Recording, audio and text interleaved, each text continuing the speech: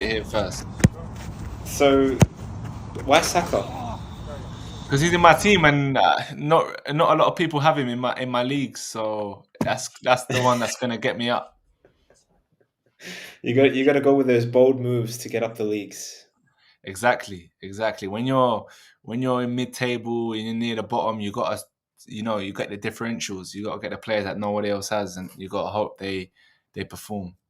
Yeah, yeah, that's true. Like I put Casemiro on my team. Now that's Casemiro is not being put in by a lot of players, but Ooh, you were trying to get out that defensive contribution points. yeah, To be fair, that's not a bad shout, to be fair, because Declan Rice, Caicedo, all these kind of players, they're picking up points this year. yeah, they are. Mm, And last week it was the Newcastle player Miley. exactly, yeah. He picked up like 15 points, but he was on my bench. Mm. Have He was on my you bench. have you used your bench boost? I have. Yeah. Okay. The only big thing I think I got, again, I'm new to FPL, but I think the big thing that I got is a free hit. Free hit, yeah. Yeah. Have you planned on when you're going to use that, or you And, still don't know? I'm a 5 minutes a week guy on FPL. I don't know. 5 minutes a week, But, yeah, man. Similar to me. Just a quick update your team. You're yeah, done out it's of a toilet break kind of thing, toilet there. break. Yeah, I'll have a check of the FPL. yeah. Yeah, yeah. But yeah, I don't know. Yeah, let's see. I think I guess you can use a free hit when there's like a lot of fixtures coming up that are just like you said, they're just very competitive, very difficult, Exactly. or teams like I have Arsenal and Chelsea players, a lot of Arsenal and Chelsea players, Man City players in the team. So if they play against each other, Yeah. it's not great either. Guys, before we get started, let's do a quick Premier League prediction tonight. Let's get some predictions in the chat, guys. With the games on tonight. So we'll start off with Brighton versus Aston Villa. What do you guys think? Give me your opinions, guys. What do you think the score is going to be? Brighton, Aston Villa. What do you think, Nick? Brighton Aston Villa, I guess Villa's doing well, right? So maybe Villa's got the edge a bit with the momentum. So as Aaron said, Villa win 3-1. I would say Villa win 3-1, Aaron. Yeah, it looks like Villa they've picked up a bit of momentum now. So yeah, I think it'll be a close game. I think I'll probably go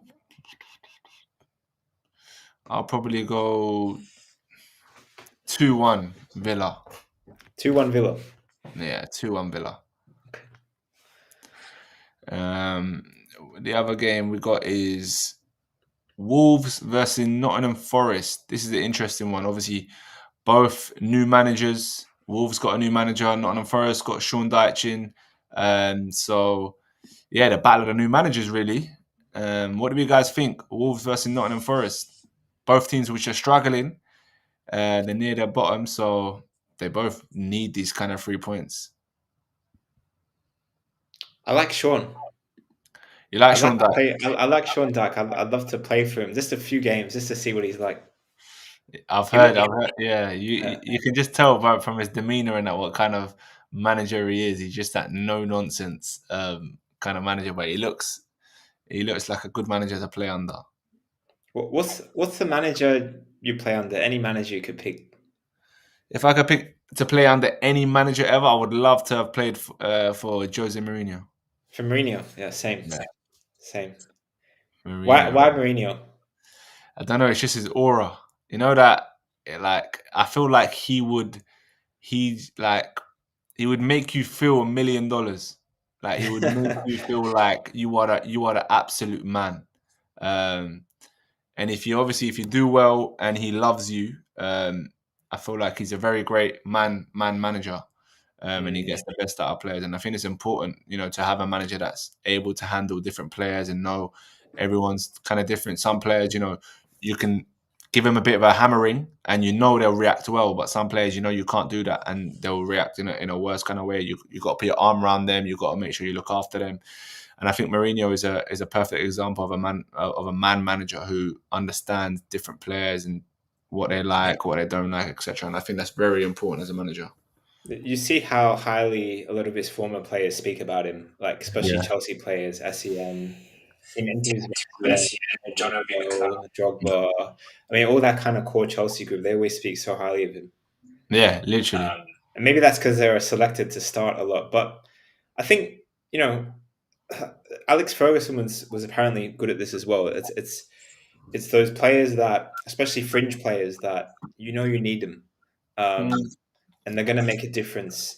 It's like they might be a bench player, but they're super effective from the bench. But you need to be able to communicate with them, make sure that they really feel valued, because you could have the best starting players in the world, but if you don't have the firepower for the bench either, and they're not motivated, you might not win leagues, you might not win cups, you might not win trophies.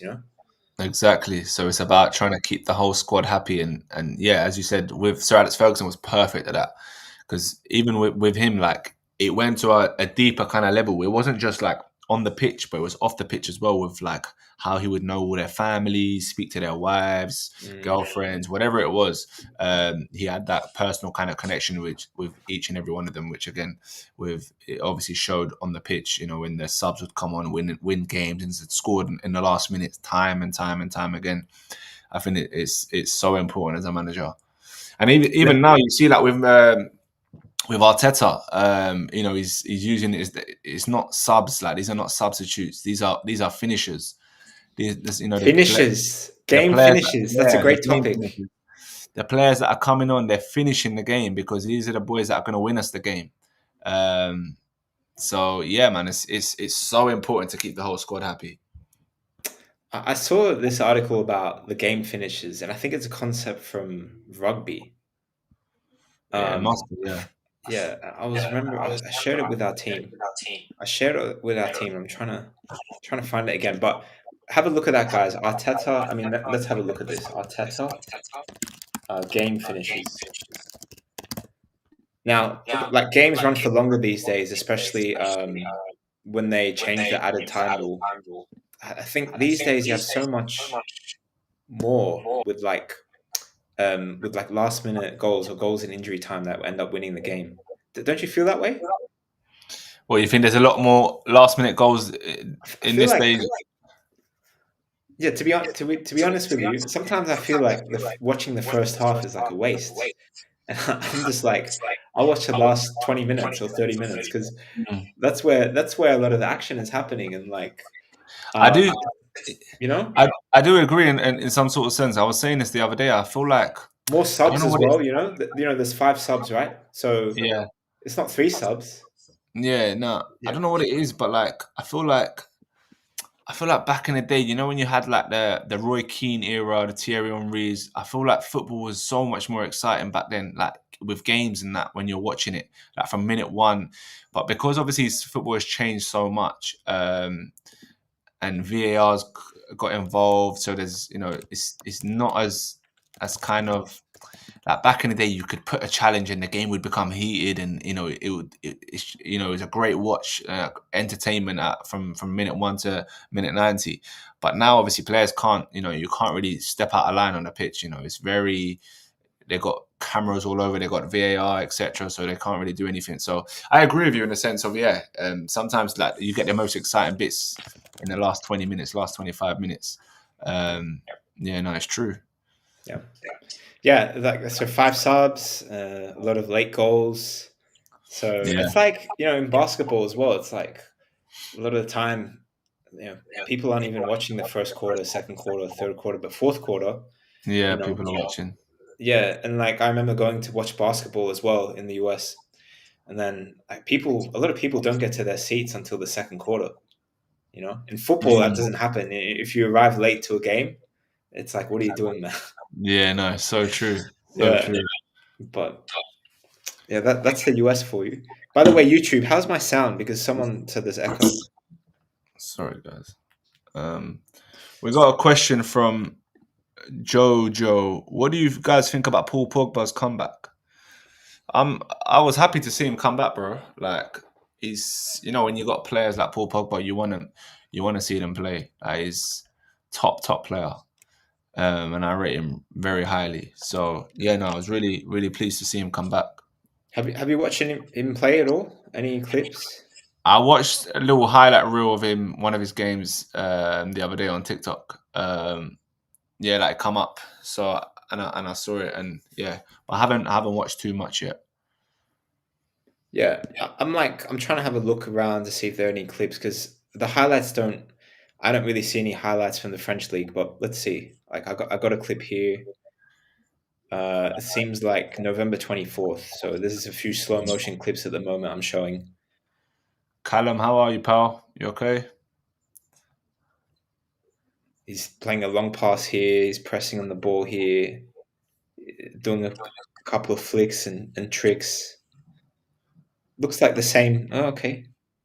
No look pass, and then he's injured again, or what? No. Yeah, he was he was praying. Yeah. So it looks like old Pogba is still there.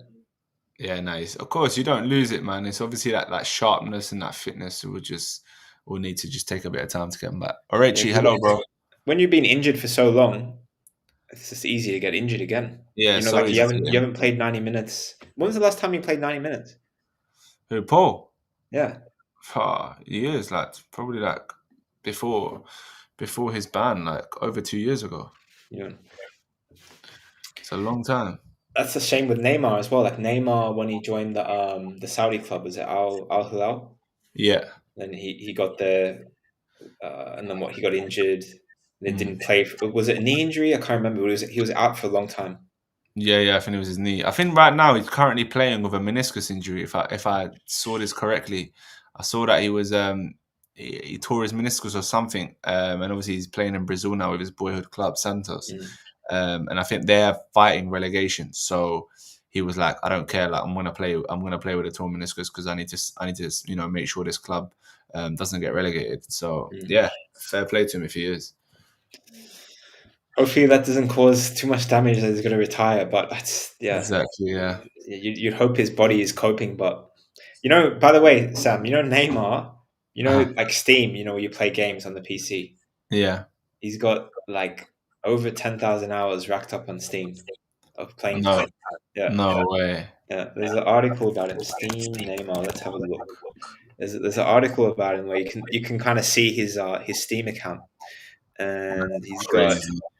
as of 9 months ago, at least according to this post on Facebook, Neymar Jr. has 11,345 hours logged in Counter Strike 2 on the Steam platform, which is equivalent to approximately 1 year and 4 months. That's insane. That's crazy. That's a lot That, of time. that shows you how much free time footballers have. That's a lot of free time. A lot of free time, and that's why you see the best of the best players who are playing at a high level when they hardly get injured is because they're using their time a lot more wisely. Um, There's no chance. Neymar. There's no chance Ronaldo's playing Counter Strike 2 for 10,000 hours, let No alone way, 100 no hours. way. Ronaldo, no, Haaland's not doing that. We saw the clip of Haaland on YouTube. He's most of his days just focusing on recovery and how he can, prepare well for the next game. And that's the same with Ronaldo and a lot of the other pros. But yeah, I mean, each their own, I guess. You three, I'm back, Nick. Nice, Callum. Good to see you again. I know you sent that message about your coach, but yeah, there's no. We've got to quash the rumors, man. There's no rumors there about your coach.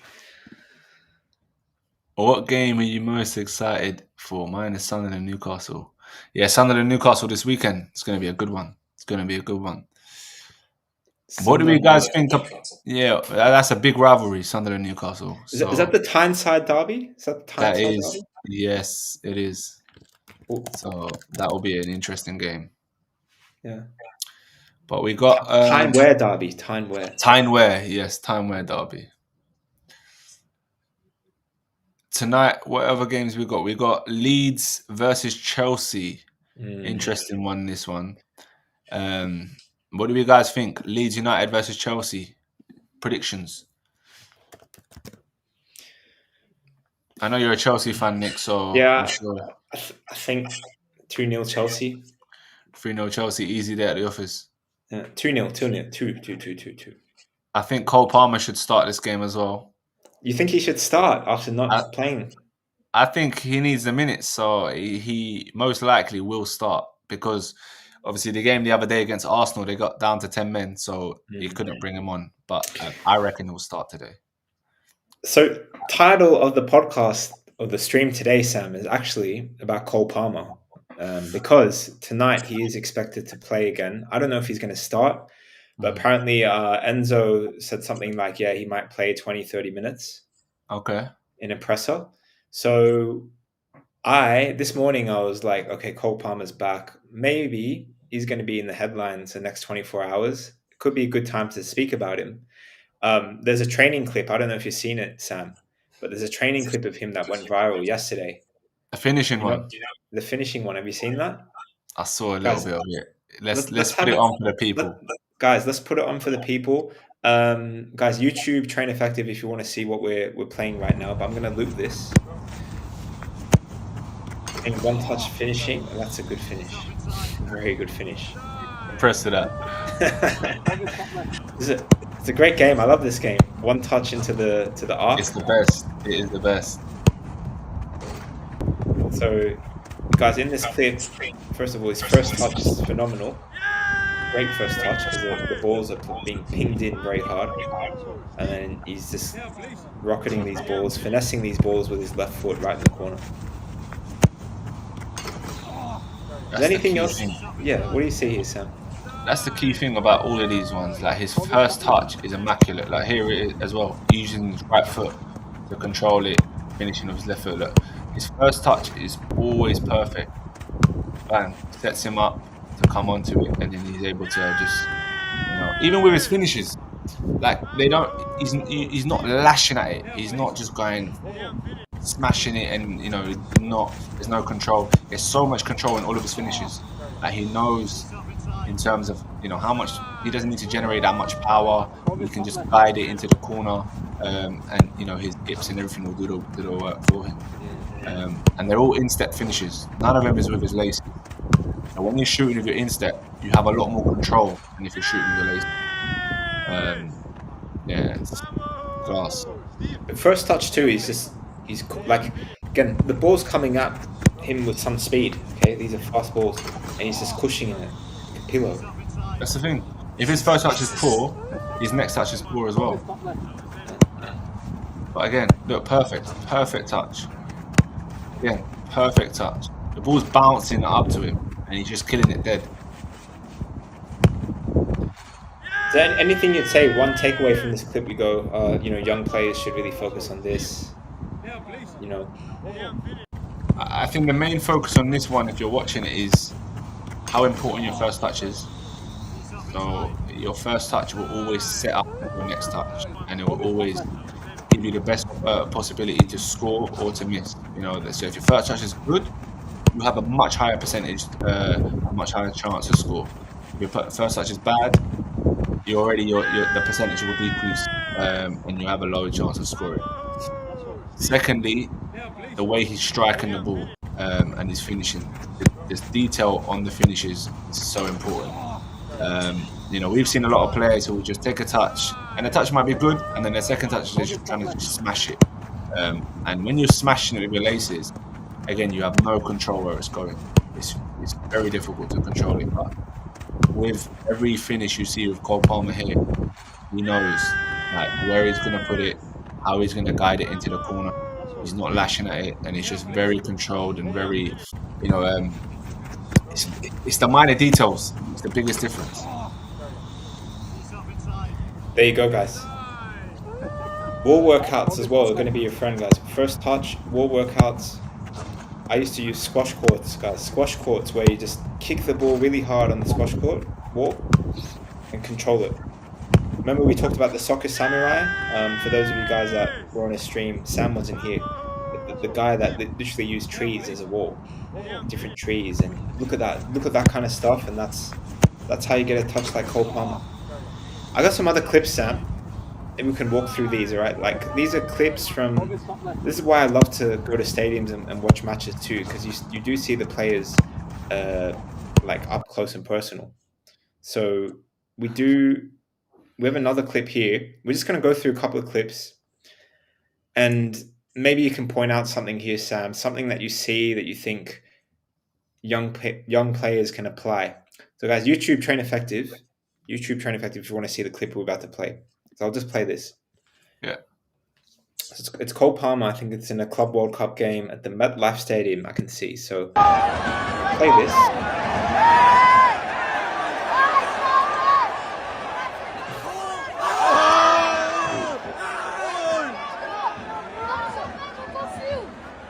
But these are just like short clips, 15-second clips, and there's a lot you can learn from even these 15 seconds. Yeah, look at if you want to analyze it. First of all, great use of his body. You know, when he's got that over here, he's using it really well to make sure he's got himself in between the defender and the ball, because you know that's so important. Over here, the defender can't get near him, and then obviously he protects it really well. And if you just carry on with the video. And he's scanning that little shimmy, and he's always aware. He's always aware of like what's around him, where his teammates are. Yeah, and then rattles the opponent. Why is the opponent pushing him? Like, what's happening there? I think he just lost his head. He's losing. Look at him. He was losing every duel. Yeah. He thought, no, I've had enough. Okay. Great. Right, so that's one, guys. Using your body to shield the ball. He's got some quick movements here as well. Let's play the next one. Let's see what we can see here from Cole Palmer. So we've got another clip here. He's in a similar position on the top right corner of the field, the top right attacking third. So he's around the edge of the box. Let's see what he does. Is that not him on the ball? That's him on the ball, yeah. Number yeah. So he turns the defender.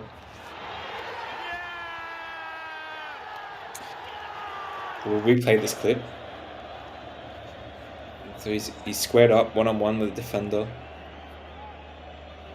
and then boom, rolls him. Yeah, that's top. That's top. I think interesting use of his body again. Again, yeah. Look, he's using his arm. His arm is out there for protection. That right arm is always out there, and he's able just to feel the player, roll him, get a yard. Great end product. That's the most important bit of that. He's done the hard bit. He's rolled the defender, but can he pick the right pass? Can he pick the right cross? Can he put it on a plate for a striker? And that is what separates the top and the elite players to average players. You can do all the dribbling, all the nice tricks to get a yard, but if your end product is poor, you know, it's worth nothing. So that end product is so important. Yeah. And guys, we spoke about this like in the past. You know, he's not the biggest player. He looks like a very skinny player. Doesn't look like he has many muscles at all, right? But he uses that arm to just create that space between him and the defender, and just turns it. So it's a speed. It's intelligence, speed, intelligence to use his body, intelligence to use his body, and also to recognize that there's space right down the line. Mm-hmm. So, and then the speed just to turn. He's inside the box, so the defender can't foul him. And he's just got to clip the ball in and it's a goal. So, excellent use of body again. Cole Palmer, guys. Cole Palmer. So that's a second clip. Let's look at another one. Are you enjoying these, Sam? Yeah, no, they're great to watch. All right. Here's another one I picked out. Similar position again, the right attacking third. Great touch.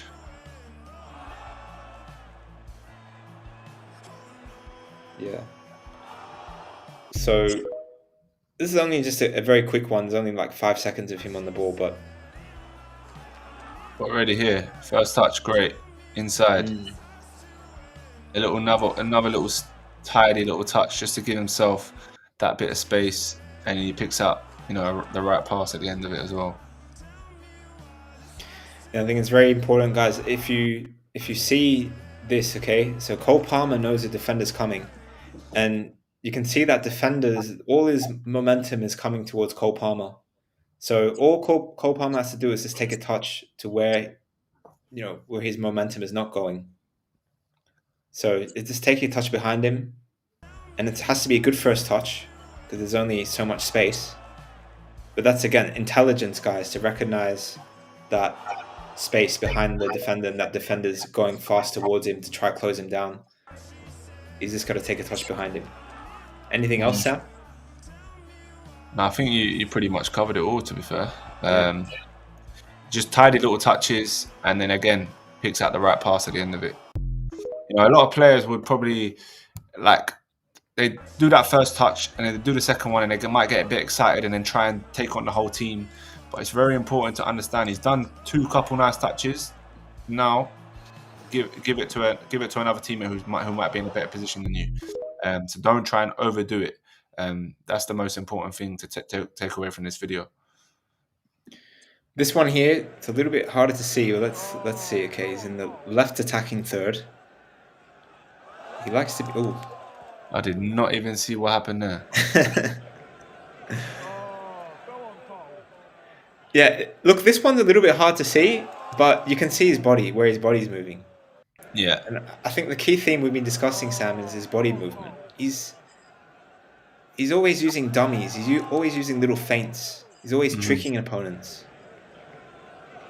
That's true. His use of body is top, and obviously you look at him and you think he doesn't look like the strongest player, but I'm sure he's got a solid core kind of strength foundation there, to make sure that he's able to ride challenges or use his body to separate from the defender, and then obviously he's got the body feints with him. And the body feints is what creates like a little bit of space and a yard or two for him just to do his skills or to give him that space to do the next move, and the next skill. It's so important that he's first of all that he's strong. He's got a good core, and then he's got that kind of agility to do the body feints to give him that space.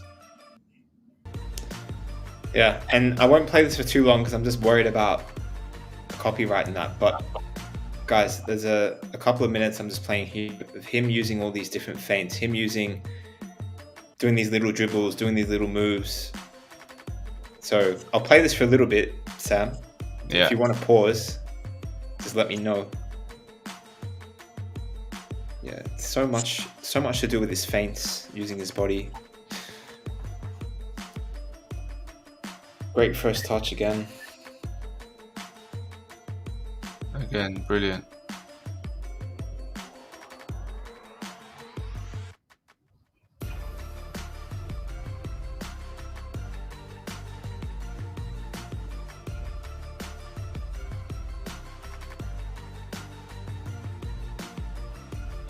And guys, have a look at where he's doing a lot of these skills, right? He's doing it in the attacking third, mostly, okay?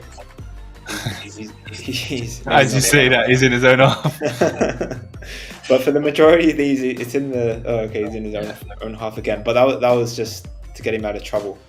But the more risky stuff he's doing in the attacking third, okay? So you can see, like, sometimes in a lot of these situations, he might lose the ball, it might not work out, but he's doing it in the attacking third where you can take risks. So that first touch, if you just go back.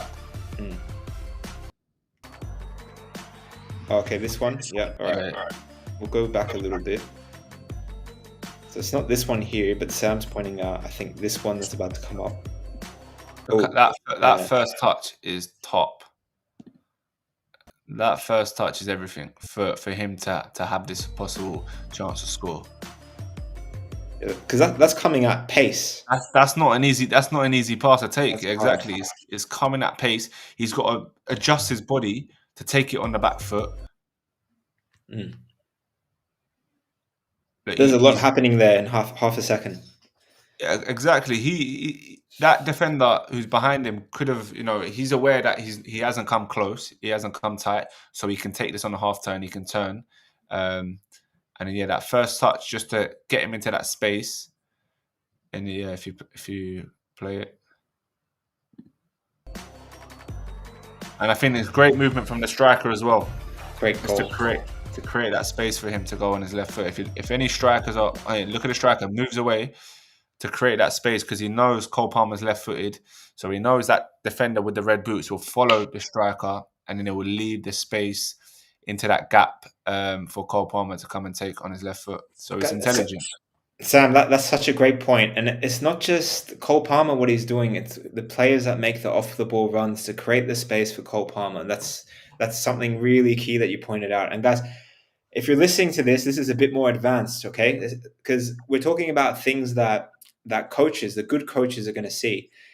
You might not even score the most goals. You might, maybe you lose the ball at times, but if a coach sees movement like this, where you actually create opportunities for other players, and that they'll see that as a big hallmark of your attributes and what you're good at. So be aware of that. All right, smart coaches are going to see smart movement. for sure, for sure. Yeah. So this is Cole Palmer, guys. Right? It's obviously a pleasure to watch. Maybe we'll pick out one more thing here. But guys, if you've realised, if you've seen the goals he's scoring, none of them are smashed. They're all placed into the corners.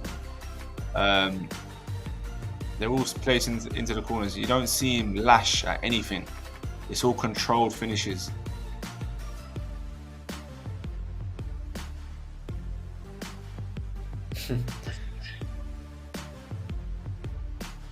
Yeah, so Composure. Cole Palmer. I'll actually stop there just because I'm worried about copyright. But yeah, there we go, guys. Cole Palmer, and I think he's going to be one for your FPL, Sam, if he continues like what the clips have just shown. I think so. I'm just waiting for him just to see him have a good performance in one of the games, and then I think he'll be coming to join my team.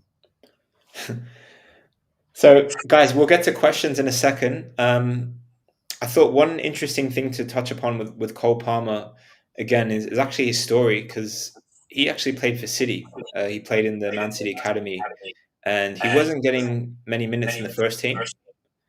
And then he made a move to Chelsea in order to get more minutes, I believe, which is to go from Man City to Chelsea is still a big step in search for minutes. But first full season, his numbers were 27 goals and 15 assists in all competitions. He had the most goal involvement in the Premier League that season. Can't remember if it was this like last season or the That season was before that. the season before that. Season before that, and yeah, with I think that's what betting on yourself looks like, Sam. 100%. He knew he had that self belief, and he knew that you know he should have been playing at City, but Pep, obviously had other players that he would prefer. So he said to himself, "Listen, if I'm not going to play here, I back myself to do well. I know what I can bring to the table." And as soon as Chelsea were interested, he said, "Cool, I'm going to go. I'm going to go, and I'm going to show. I'm going to show Pep. I'm going to show City. I'm going to show the world what I can do." And he did exactly that. And I'm sure City probably look back and think, should we have let him go? With how he was performing, I'm sure they regret it because, for those kind of numbers, it's very rare to see a player having 27 goals and 15 assists in a season is incredible numbers. I mean, sometimes I like to look at the transfer markets because you'll see what the supposed player values are, and you can see when he was at City, his market value was, let's say, 15 million. Yeah, Okay, he moves to Chelsea, and then at one point, at the end of 2024, 130 million. crazy, He's still, crazy. and he's only still, is he 23? He's only 23 still. Is he 23? 23. Wow. Yeah, man, So he's still so young. he's so young. He So hasn't, he it's hasn't he hasn't hit his peak. He's nowhere near his peak yet. Um, yeah, as long as he stays injury free, stays healthy, yeah, I think he could be, one of the greats for a long, long time. one of the greats right there. Yeah, maybe Mo Salah's on the way out. He's gonna be the new goat of the wing. Although Salah you do was see, obviously, Salah was the FPL kind of legend, right? With Salah, you knew. every year, every season, you needed him in your team because he'd pick up points. He was what you called a stat man. He would goals and assists. It was a no-brainer with Salah. Obviously, this season it's not been the case for Salah. I think he's on a decline. Whereas I think Palmer could be the new FPL Salah for the next few years to come. Okay, In my as long opinion, as he stays injury free. as long as he stays injury free, exactly. He needs to have the longevity that Salah did. If he's able to complete, Salah, like hardly ever injured, plays week in week out, and that's why he was such a great asset to have in FPL. So yeah, as long as Cole Palmer stays injury free, I think he can produce those kind of numbers for sure. Do you think, last season there was a lot of talk with Salah about, is he going to stay at Liverpool? Will he get a contract extension? No, Mhm. there was a lot of news. A lot of Salah wasn't speaking to the press much about it either, or he dropped signals to the press, and that was a big thing, his contract. And Yeah. then like he got the contract, and then do you reckon, maybe that created a bit of complacency in him? I think for sure, like at the time, when you know, oh, my contract's running out, they're not offering me one. He's gonna be performing, at a much higher standard because he's got, at the end of the day, his it's not only himself he needs to think about. He needs to think about his family, his kids. His kids probably go to school in Liverpool. They're comfortable there. They don't want to really move. So a lot of it was probably on the line for him. So he knew he had to be performing to get that contract. Mm. Um, Whereas I think now he got the contract, and of course you take off your foot. You take your foot off the gas a little bit. You do. I think it's just human nature. And I think there's been a lot of changes at Liverpool as well, which hasn't helped. Which hasn't helped him. With when you had Darwin Núñez, you had Luis Diaz.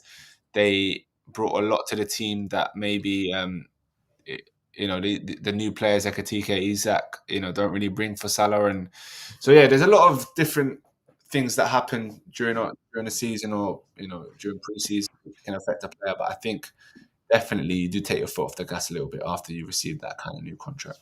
Yeah, well said. Then just on YouTube, some comments. So Chris, we'd love to see you again.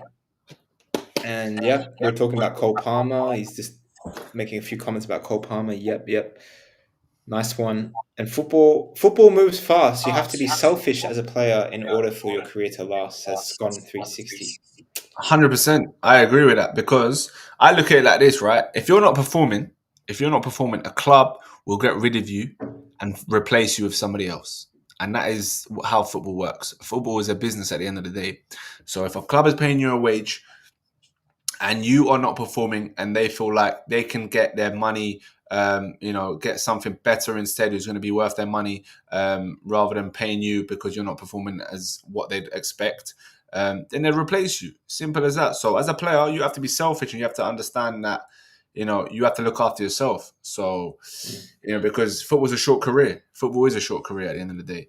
So, as much as clubs say, player needs to be loyal, blah, blah, blah, but I think it works both ways. I think a club, a lot of the time they'll replace you if you're not doing well, and I think a player, um, if they're doing well, they deserve a contract. And if another club comes calling for them, and it could be their dream club, or they're giving them double or triple the amount that they're receiving at a certain club, then yeah, they have all the right in the world to leave.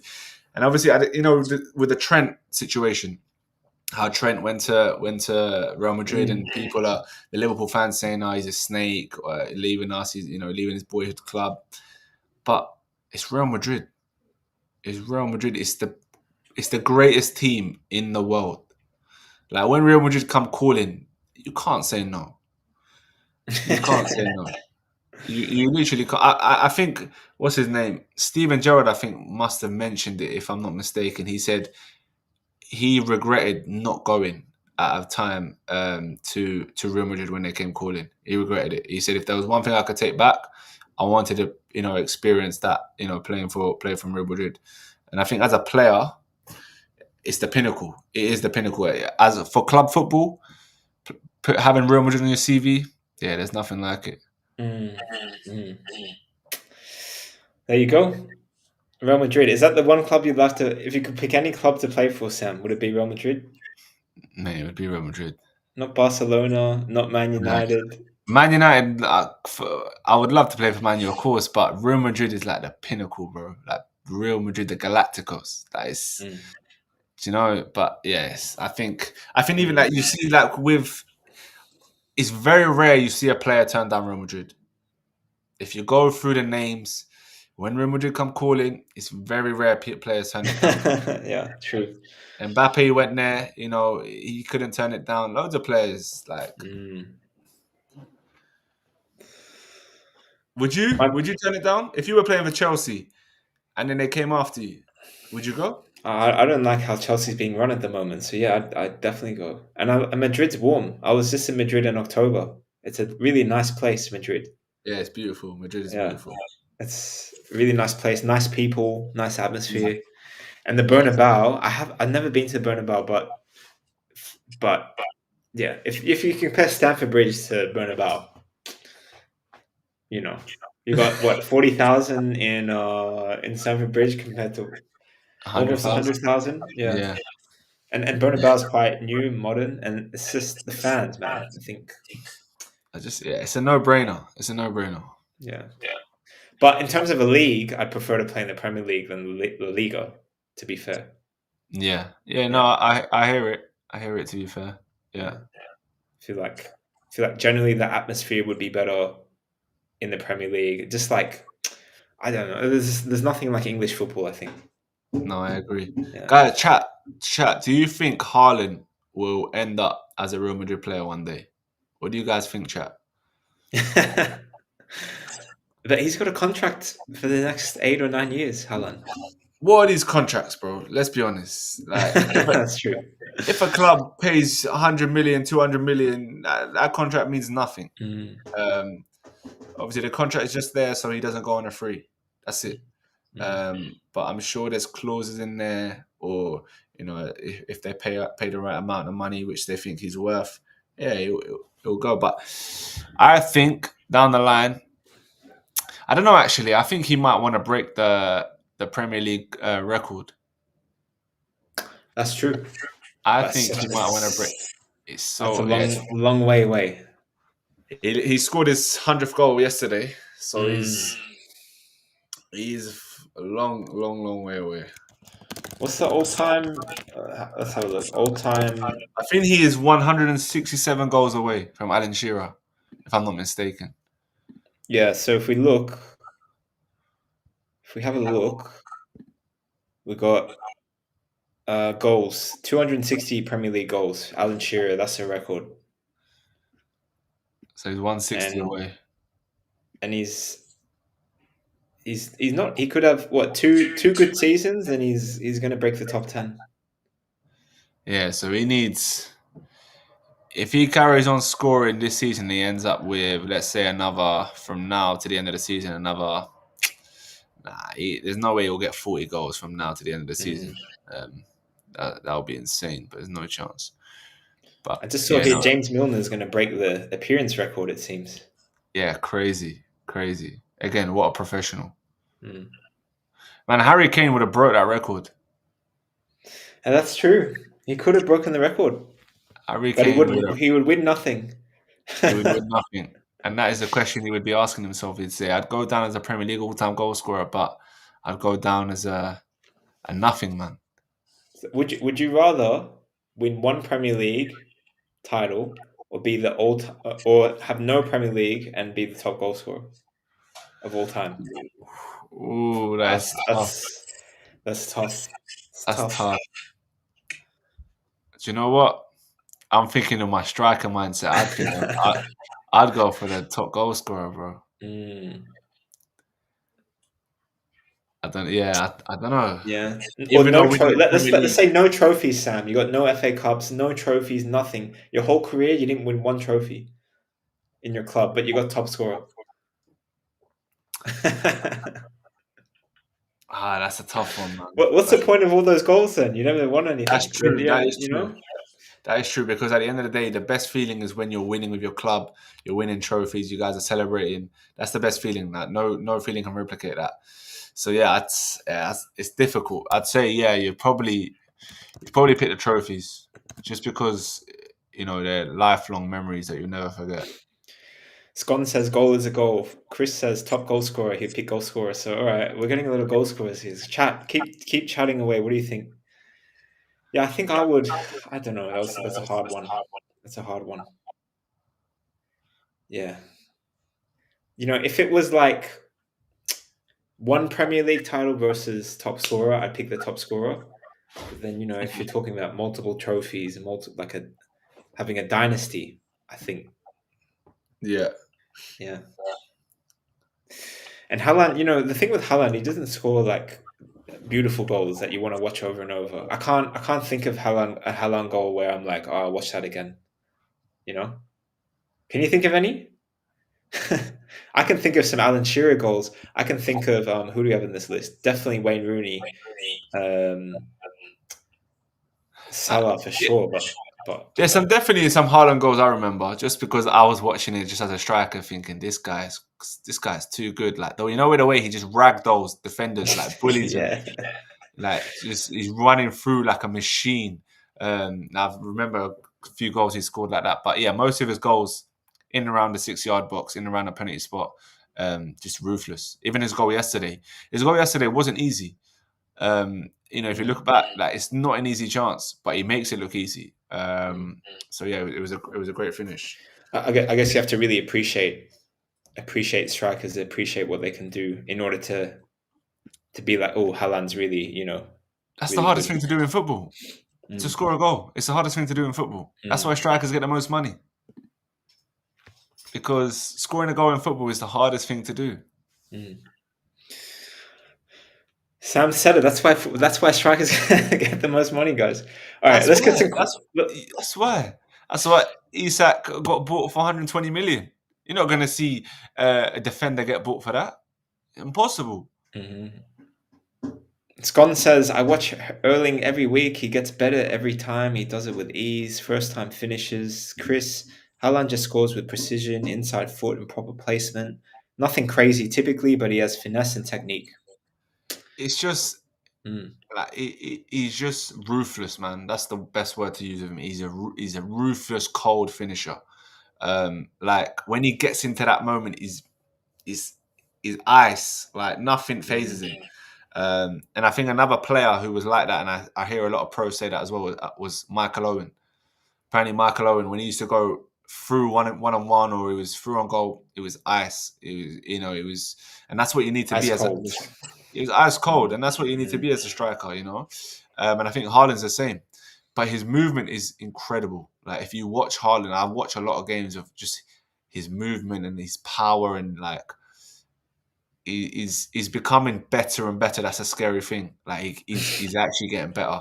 So, and even him, like how old is Haaland? Oh, Haaland is what, 25? Hold on. 25. 25. Yeah. He hasn't even hit his peak. Crazy, crazy. Yeah, so he's gonna keep on getting better, man. But yeah, he's a great striker to watch. I'm just looking at the Premier League top scoring chart. So Haaland is on 15 at the moment, so he's miles ahead of Igor Thiago, 11 goals, Welbeck, 7 goals. This There you is this go. is what I'm trying to say as well, man. That the number nine, you don't get. Listen, the number nine back in the day, they were so much better than the number nines now. Back in the day, you had real shooters. Now you've only got a few.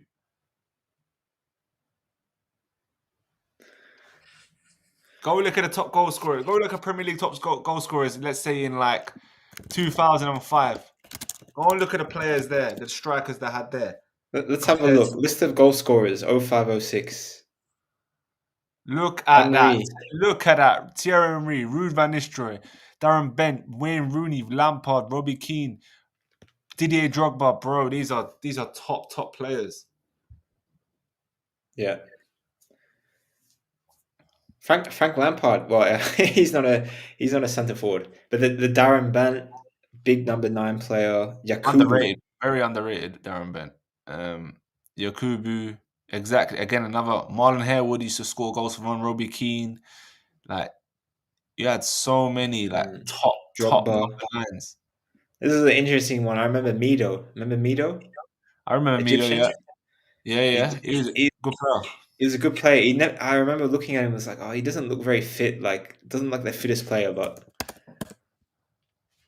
yeah, But guys, he scored. Yeah, Mido is an interesting one to watch. Yeah, this one, Mido. you know, he was a good player, Good for Milo. Spurs, yeah. But that's what I'm trying to say. Like now you got what Haaland. You got like in the Prem. Who are the best strikers in the Prem right now? Haaland and Igor Thiago. Like right now, yeah. Hmm. Back Yeah. in the back in the day, you had Thierry Henry, Ruud van Nistelrooy, Didier Drogba, Wayne Rooney. Oh my, levels above. We'll settle this debate later. Let's get one or two questions. We Yeah. probably got about 5 minutes for questions because I got to jump as well. Okay. Um, so maybe all right, Callum, you've been asking this question about 26 times, so maybe let's get you on, Callum, Let's just get him because. on quickly just to Yeah. ask you about his, so you can give him a bit of peace of mind. Ronaldo Witty says Haaland's positioning and runs are top notch. They definitely are. No one's moving like prime Ronaldo. Brazilian Ronaldo R9. Hello. Um, hey Callum, one Hello, sec. I'm Callum. just Give us a reading. second, Callum. Yeah, I'm just reading out one other question or one other thing. So actually, it talked about it's from El Can't Del FCB. He's been a few times on the stream. He says, "What are your thoughts on players doing everything academies tell them to? Everything in the gym, remembering cone drills, and then they all get released." Speaking of transfers, getting players getting released, yeah, I think that's the hardest part of football, to be honest. And I don't think the professional association do enough to look after the players in terms of the mental side of it, because I think as a young player, as a young pro, or even like as a scholar or whatever you are in the academy system, you are so close. You're so close to like getting that pro contract, and you know you're doing everything you can. It's basically your whole life. You know everything you worked for, and then it just comes crashing down all at one point. Yeah, I don't think they do enough to look after the players in terms of the mental side of it. And you see a lot of players just they go into like mental depression, and they lose the love of the game and things like that. So I think a lot more needs to be done on that side, to be honest. And I don't know if they are or they have been trying to do some changes in that sense. But yeah, I remember back in my day there was a few players who really suffered in terms of mentally, and it has a big effect on players, which is normal, yeah. That's the thing. You're so young. Your whole identity is wrapped in being a footballer. All your friends, everyone knows you in your school as a footballer that plays for that club that everyone wants to play for. And then, like 9 out of 10 players, 19 out of 20 players, they don't get into the first team. It's just the math isn't there, you know. And the decision a lot of the times is out of your hands. It's a coach's decision. It's a scouting department's decision, etc. Technical department, whatever. So it's tough. It's really tough. I think clubs are more aware of this in this era now, where we're like more conscious of mental health. But I think Mhm. it's hard. For It is sure. hard. Is it? How do you? Maybe it's a question. Let's say this is a question for maybe a future podcast. But I was going to say like how do you go for this dream and this goal where you're putting everything into it, and you got to go within this. You got to go with this attitude of, well, no plan B, because plan A is like what you got to do. You got to go all in on plan A to make it, but also knowing that the odds are against you. It's like it's how do you manage those expectations? And when your identity is this whole thing, how do you, when it doesn't work out, how do you bounce back properly? But I think we'll save that for another episode. Yeah, definitely another episode. We should touch up on that for sure. Yeah. But yeah, Cal, good to have you in here with us, mate. What's your question? I was just gonna ask Nick, like I've been saying for a while, about Australia. What would be like the best things to pack going over, even? When are you going over, Callum? So I'm leaving on the 11th of December, and then I'll be Wow. back around January the 8th. I think something, or it could be after that. I'm not too sure, but something around that. You got a good month in Australia, right? Wow. Yeah, Just but before, when I leave on the 11th, just staying off for Singapore for a few days, just to Ooh. enjoy it as well, because I've never been. pack your shorts, pack your swimming trunks. You're good to go, mate. Yeah. Where are you going to spend the majority of your time? Which city? Well, I have an auntie and like I see an uncle and a few of them just staying, like just outside Sydney. It's like Shell Harbour. Have you heard of it? It's just like Okay. half an hour outside Sydney. I mean, let's have a look at the Sydney weather. I'm showing on my screen. Like it was 28 today, 33 tomorrow. So you're getting quite a lot of days between 25, 35 degrees.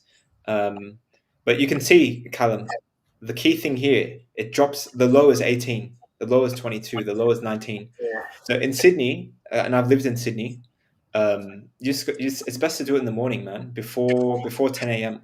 Do your training before 10, or the days are long. So you either do it before 10 or you do it like after 6. Yeah, because right now I just feel like the challenge is going to be the weather, like with the heat and stuff. Because right here, the UK and Ireland and stuff, it's all minus and around 5 degrees, so it's just very cold. Like Also what you got to do is like see the UV index. Very important UV index in Australia. Okay, So if you type in so if you type in Sydney UV index, you see from 10 a.m. to like 3 p.m. the UV's like between 7 and 12. You don't want to be out in the sun then. You'll get burned. That's like skin cancer. Skin cancer UV. So that's why you wanna stay outside, like not be outside in the sun doing training between those how hours. Okay. long would you recommend in the morning, like around 5 a.m. or 6 a.m. when you get up? Like 2 hours. Yeah. Look, you'll see in Australia people are early risers. Like you'll see people at Bondi Beach, okay, or the beaches at 5 a.m. doing their workouts. Like that's just how Australia is. People like to do things early. Yeah, because I'm thinking I'm just like probably mixed up with a bit of gym work and a bit of football, like in the morning. So I could say one day I could do 2 hours or an hour and a half of training. Then on Tuesday I could take a break. Then on Wednesday I do gym work for like a while. Then Thursday or blah blah, like just mix it up a bit. Yeah, 100%. Do that. Do it in the morning, Callum, and you'll have the whole Australian active community behind you because gyms will open there at 5 a.m. You'll have 5:30 gym classes. People do their workouts in the morning, especially during summer in Australia. So you're going to be in good company. Just a quick one as well. Would you know the age, like, for the gyms? Like, what would it be over there around Sydney? Look, how old are you, Callum? 15. Oh yeah, there's. I mean, you're fine to go to the gym at that age. Okay, yeah, because it's just around here. It's all 16, so it's just very, they're a bit strict about it, so it's hard, just getting in gyms. So, you should be fine. Okay, yeah. All right, Carl. Good to see you. Just quick, is there any tips or anything you could give me, like anything you should be prepared for, like just going over?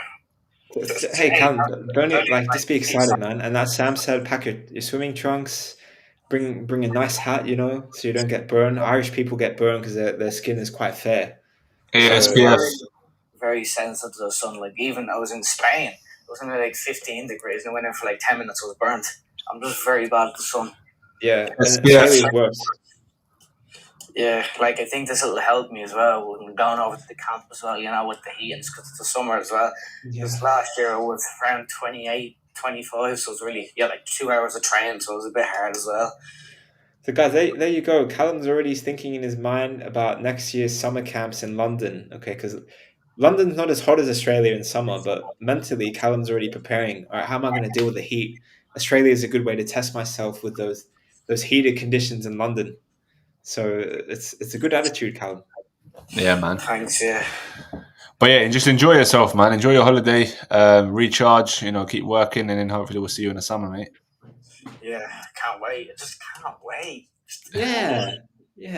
No, it's the best place, Australia. It's obviously where I grew up. I spent I spent time living in Sydney as well. I spent about a year living there. So Sydney's a great place. You'll love it. And you can even catch some A-League football. Go watch a game, Cal. Really, yeah. If you're in Shellharbour, I think you got Western Sydney Wanderers in Sydney. You got Western United. You got Sydney FC. So you got three Sydney teams in Sydney. You can watch some professional football there. Yeah, I'll keep that in my mind. Yeah.